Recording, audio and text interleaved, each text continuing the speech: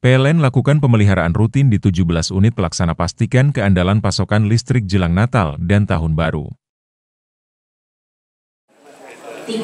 Pengumuman Properda tahun 2020. Dewan Perwakilan Rakyat Daerah Kabupaten Tulungagung menggelar rapat paripurna pengucapan sumpah janji jabatan pengganti antar waktu anggota DPRD Kabupaten Tulungagung masa jabatan periode 2024-2029 dan penyampaian rencana kerja DPRD tahun 2025, pengumuman Propemperda tahun 2025 dan persetujuan bersama kepala daerah dan anggota DPRD terhadap Ranperda tentang APBD Kabupaten Tulungagung tahun anggaran 2025 Selasa 26 November 2024 di Gedung Graha Wicaksana.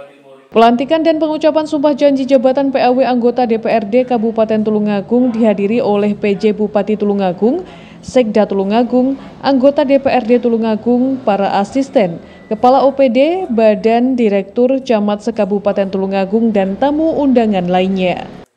PAW dilakukan setelah adanya pengunduran diri atau pemberhentian anggota DPRD dari Partai Gerindra yakni Ahmad Baharudin yang mencalonkan diri sebagai Wakil Bupati Tulungagung periode 2024-2029. Sebagai penggantinya adalah Eko Wijianto dari dapil yang sama dilantik untuk menggantikan posisi tersebut.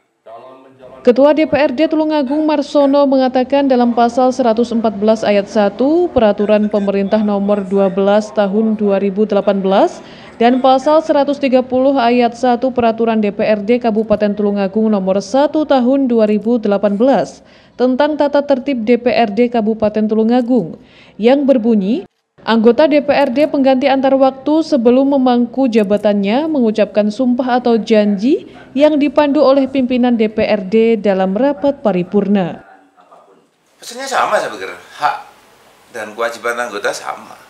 Dalam sumpahnya kan jelas, saya akan mewakili, memperjuangkan masyarakat yang saya wakili. Itu kan, ada kalimat itu kan. Kata-kata penting yang di dalam anggota DPRD disumpah sebenarnya maknanya cuma itu. Saya akan memperjuangkan aspirasi masyarakat yang saya wakili. Jelas itu, aspirasi kan semuanya boleh, mulai dari kebutuhan real masyarakat, ekonomi, kebudayaan, ekonomi juga banyak, mulai pertanian, peternakan, dan mungkin masalah sarana publik atau misalnya infrastruktur dan lain sebagainya. Disitulah mereka akan memperjuangkannya. Kan gitu toh. Ya, Pak, tantangan DPR menghadapi perubahan ini Pak Ketua. Perubahan yang mana? Anggota. Hah? Anggota. Perubahan apa sih? Nggak ada perubahan dari anggota Pak DPR. Baharudin untuk yang baru. Saya pikir nggak, pengaruh dan tidaknya tuh tergantung personelnya ya. Saya pikir partai sudah punya pertimbangan khusus di dalam pleno-pleno atau rapat-rapat besarnya partai sesuai dengan partai setingkat di tingkatannya. Karena ini kita DPRD Kabupaten kan juga Dewan Pimpinan Cabang bersama pengurus yang lain. Atau kalau mungkin di partai lain di Dewan Pimpinan Daerah kan gitu ya. Itu kan sudah dipikir secara matang oleh pengurus atau elit partainya. Siapa yang layak menduduki ini dan itu. Berada di musim mana alat kelengkapan Dewan yang diduduki.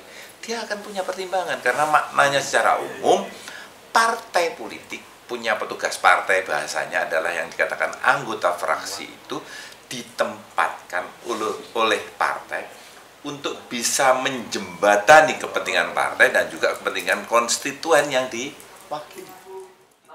Selain pengucapan dan sumpah atau janji jabatan PAW anggota DPRD Kabupaten Tulungagung, sidang paripurna juga membahas Ranperda tentang APBD Kabupaten Tulungagung tahun anggaran 2025 yang disetujui menjadi Ranperda Kabupaten Tulungagung.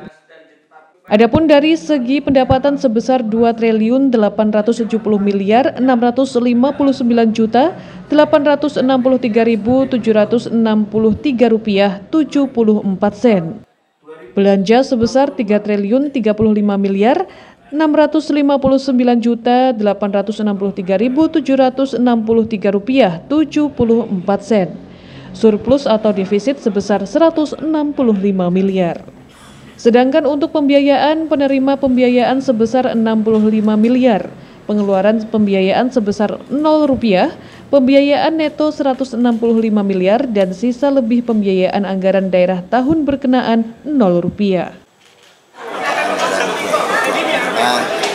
Belanja kita itu kan 3,035 triliun, kemudian pendapatan kita 8 triliun, sehingga ada defisit kita bisa ditutup dari pembiayaan 160 miliar.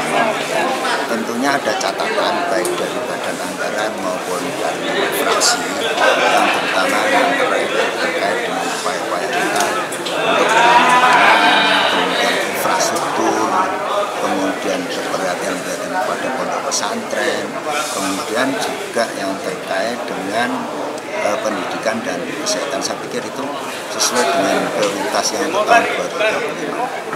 Jadi pemerintah Kabupaten prioritasnya yang pertama tentunya SDM, tentunya pendidikan dan kesehatan. Kemudian terkait dengan pembangunan. Kalau bicara kesehatan, tentunya terkait dengan stunting itu masih menjadi prioritas.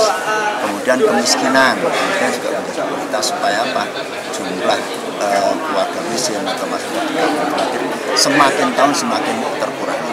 Kemudian berikutnya terkait dengan pendidikan tentunya kita ingin ada infrastruktur pendidikan yang semakin baik. Makanya di salah satu prioritas adalah pendidikan dan kesehatan yang kualitas infrastruktur. Kemudian terkait dengan infrastruktur, ya kita tidak memungkiri bahwa di beberapa wilayah memang dari sisi infrastruktur menjadi perhatian. Tentunya kami terima kasih kepada DPRD bahwa itu menjadi bagian kepentingan yang sama untuk infrastruktur di tahun 2025. Kemudian terkait dengan penguatan di pertanian, kemudian perikanan dan peternakan, itu kan mendukung pemerintah pusat yang terkait dengan petani. Dari Tulungagung, Agus Budianto melaporkan.